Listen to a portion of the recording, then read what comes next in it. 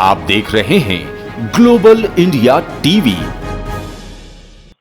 सत्ताधारी पार्टी लाख आदिवासियों के हक की बात कर ले और योजनाएं बना ले और प्रचार प्रसार कर वाहवाही लूट ले, पर जमीनी हकीकत और है।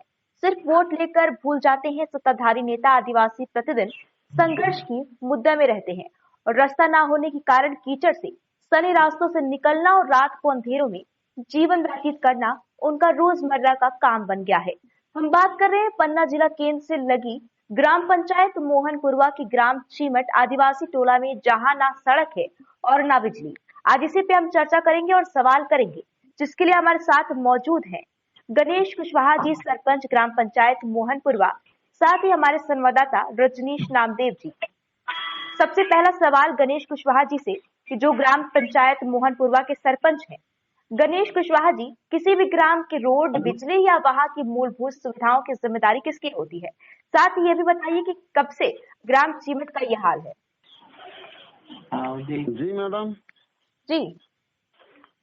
पहली बात तो मैडम वहाँ पर क्या है, फॉरेस्ट विभाग है जी तो फॉरेस्ट विभाग से एनओसी लेनी पड़ती है जी जी। और क्या है कि इनको आदिवासियों को वो जंगल विभाग से पट्टा मिला था, तो अभी वहाँ पर कुछ पहले कम रहते थे, अब आबादी धीरे धीरे बढ़ती जा रही थी वहाँ पर। तो ये सब वहाँ जो नियम होते हैं इनको फॉलो करके वहाँ पर काम करवाया जाता है। तो जैसे कि हमने फॉरेस्ट विभाग से एनओसी ले ली है जी। अब इसके बाद हमारे विभाग से जैसे ही साल पास हो जाएगी तो वहाँ पर सुदूर संपर्क या रोड का निर्माण हो जाएगा। साथ ही गणेश कुशवाहा जी, जनता को ये भी बताइए कि ये जो हाल है ग्राम चीमट का, ये कब से है? ये अभी करीब पहले तो यहाँ पर आबादी उतनी नहीं थी, लेकिन ये तो शुरुआत से है जी। आबादी उतनी नहीं थी मतलब आबादी थी? हाँ, कुछ तो आबादी थी और वो आबादी की जो जनता है वो भी वोट देती थी, तो जिसने भी वोट दिया उसका हर मूलभूत सुविधाओं पे हक है। तो उतनी या इतनी से फर्क नहीं पड़ता, फर्क ये है कि हमारे पास मूलभूत सुविधाएं क्यों नहीं थी और कब से नहीं थी? ये तो शुरू से नहीं थी जी। मतलब आजादी के बाद इतने दशक गुजर गए, बट अभी तक हमारे पास या फिर इन जनता के पास नहीं मैडम जी, पहले यहाँ पर फॉरेस्ट थे, फॉरेस्ट विभाग ने इनको वनाधिकार के पट्टे दिए, तो धीरे धीरे वहाँ पर फिर जनता बसती गई।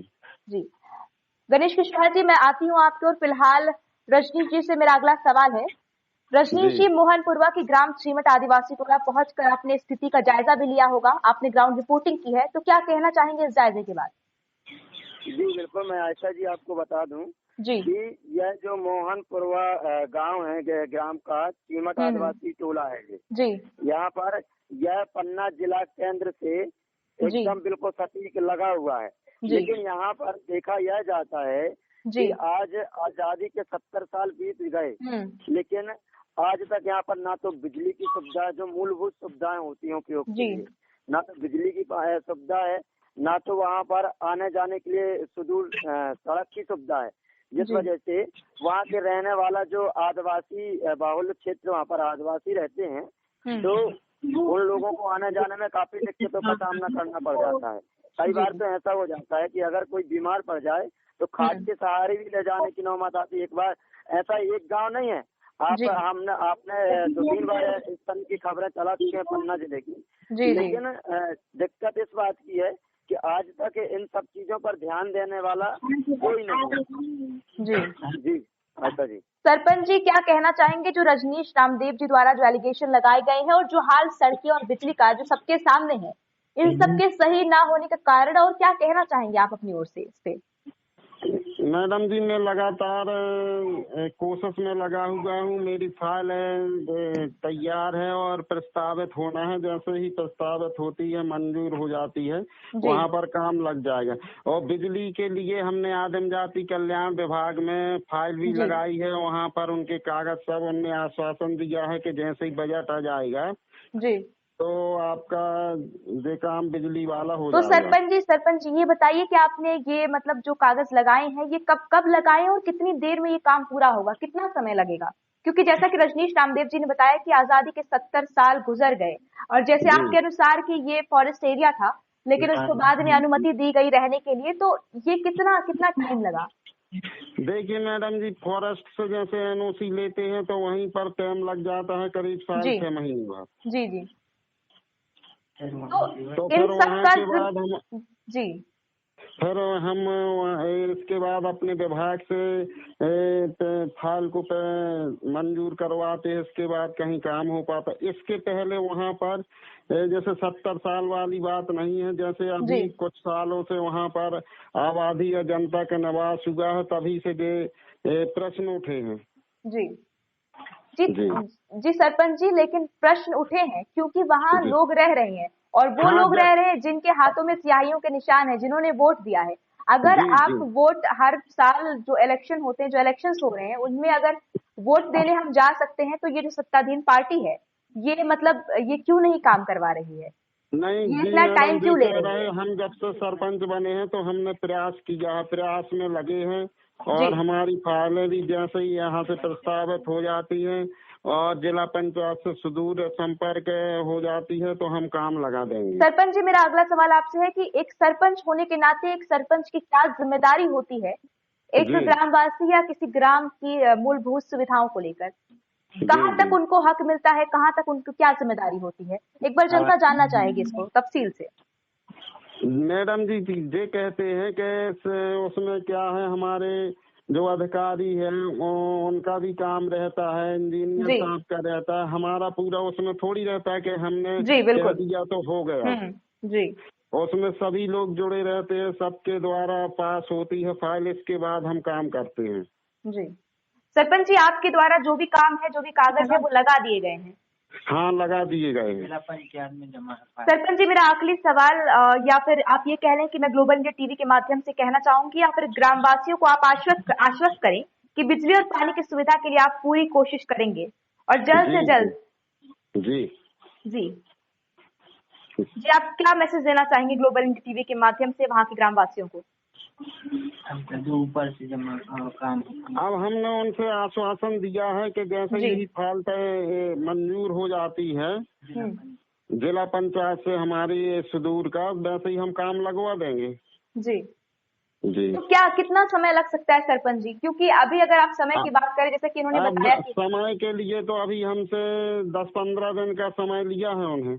जी जी। अगर ये उन जो समय दिया है, अगर उस समय में आपका ये काम पूरा नहीं करते, तो क्या आपका क्या अधिकार है, मतलब आप क्या कर सकते हैं इसमें? इसके बाद अधिकार हमारा ये है कि जनता को लेवा जाके अपने वरिष्ठ जो हमारे कलेक्टर साहब हैं उनके यहाँ जाएंगे हम। जी जी, क्या बहुत लेकिन सबसे बड़ी बात आयशा जी ये है कि पन्ना जिला जो मुख्यालय है उससे महज 2 किलोमीटर दूर की स्थिति में है यह गांव, और इस गांव की 2 किलोमीटर आज तक वहाँ पर जिला कलेक्टर साहब बैठते हैं, पूरे जिले के मुखिया बैठते हैं और हर एक अधिकारी वर्ग जिले में बैठता है। वहाँ से सिर्फ 2 किलोमीटर दूर पंचायत होने के बावजूद भी आज तक वहाँ पर ना तो बिजली की व्यवस्था है, ना तो लोगों को आने जाने के लिए सड़क की व्यवस्था है। और पहाड़ कलदा क्षेत्र है, पहाड़ एरिया, वहाँ पर लगभग हर गांव में बिजली और पानी और रास्ते की सुविधा हो चुकी है, लेकिन जिला मुख्यालय से महज 2 किलोमीटर दूर इस गांव में आज तक ऐसी व्यवस्था क्यों नहीं हो पाई? क्या आज तक किसी नेता या किसी अधिकारी की नजर नहीं पड़ी है? जैसा कि हम सरपंच साहब की बात से सहमत है कि जब से वो सरपंच बने हैं तो वो उन्होंने अपना काम दिया, फॉरेस्ट विभाग में था, लेकिन क्या बातचीत सत्ताधारी नेताओं का यह फर्ज नहीं बनता कि वो आम जनता के उसमें ध्यान दे? बिल्कुल बिल्कुल, कोई फर्ज नहीं बनता, क्योंकि वोट लेने के लिए ये सत्ताधीन पार्टी फौरन आती है, लेकिन जब यही अपने फर्ज को पूरा करने की बारी आती है तो वो साल 2 साल 4 साल मतलब काम को टालते होते हैं। तो ये एक चेन है, जैसा कि सरपंच जी ने बताया कि ये कोई भी काम होता है तो वो एक चेन है। अब ये चेन कहाँ से भ्रष्ट है ये पता लगाना मुश्किल है। जी सरपंच जी, फिलहाल इतना ही। आपका बहुत बहुत शुक्रिया हमें ज्वाइन करने के लिए। फिलहाल इतना ही। तमाम खबरों के लिए बने रहिए ग्लोबल इंडिया टीवी पर। धन्यवाद धन्यवाद। यहाँ आया हूँ, मैंने तो ऐसा देखा है जो ग्राम पंचायत ये मोहनपुरवा चीमट गांव की आदिवासी बस्ती है जो पन्ना से लगी हुई है, कलेक्टर के नाक के नीचे है। वो आज तक यहाँ इतनी बुनियादी सुविधा नहीं है, ना तो बिजली है यहाँ पन्ना से लगी होने के बाद भी, और ना यहाँ रोड है। आदिवासी यहाँ 500 आदिवासी है और 80-90-100 मकान बने हुए हैं। बड़ी खेद की बात है, मैं तो यहाँ कर रहा हूँ इन लोगों ने जब मुझसे बताया, मुझे पता चला तो मैं आज चल के आया हूँ। और कल मैंने इन लोगों को कहा है कि कल 11 बजे सब लोग पहुँचो पुराना पावर हाउस, मंत्री जी को ज्ञापन देंगे कल, और मंत्री जी के बाद कलेक्टर पन्ना को ज्ञापन देंगे और इससे अवगत कराएंगे और लड़ाई लड़ेंगे। नहीं किसी से भीख मांगते, हम अपना अधिकार मांगते। और जब तक यहाँ की रोड और बिजली की का निराकरण नहीं हो जाएगा तब तक हमारी लड़ाई जारी रहेगी। क्या नाम है आपका? अब्दुल रमजान चौहान, प्रदेश उपाध्यक्ष किसान कांग्रेस। है कि हमारे पास लाइट नहीं है, हमारे पास रास्ता नहीं है, पानी की समस्या है, आदिवासियों को लड़कों बच्चों पढ़ने के लिए सब परेशानी है। इस कल मंत्री जी से मिलेंगे, कलेक्टर से मिलेंगे और नेताजी के साथ जाएंगे। क्या नाम है आपका? फूलकली। दें कि रोड बनना चाहिए और बिजली आना चाहिए, हमें बहुत परेशानी है। और ई के आगे अब सरपंच कहते हैं लेकिन करते नहीं हैं, तो अब हम लोगों को बहुत परेशानी है। कल मंत्री जी से मिलेंगे, नेताजी से, और कलेक्टर साहब से मिलेंगे, नेताजी के साथ। क्या नाम है आपका? कृपाल। ये रास्ता यहाँ आदिवासी बहुल क्षेत्र है, आदिवासियों की बस्ती है, और आज 75 साल की आज़ादी के बाद भी बिजली और रोड नहीं है। इस तरह की रोड है, नरक की ज़िंदगी जी रहे हैं ये आदिवासी लोग। और आज तक ये कलेक्टर की नाक के नीचे गांव हैं, ना कलेक्टर, ना कोई मंत्री, ना कोई विधायक इसमें कुछ कर रहे हैं रास्ता के लिए। कल हम आदिवासियों को लेके कलेक्ट्रेट जाएंगे और कलेक्ट्रेट से मांग करेंगे कि रास्ता इनकी बनाई जाए और बिजली की व्यवस्था की जाए। और नहीं तो मुख्य 24 को हम मुख्यमंत्री से मिलेंगे और ज़बरदस्ती आदिवासियों को लेके मुख्यमंत्री से मिलके और हम निवेदन करके रास्ता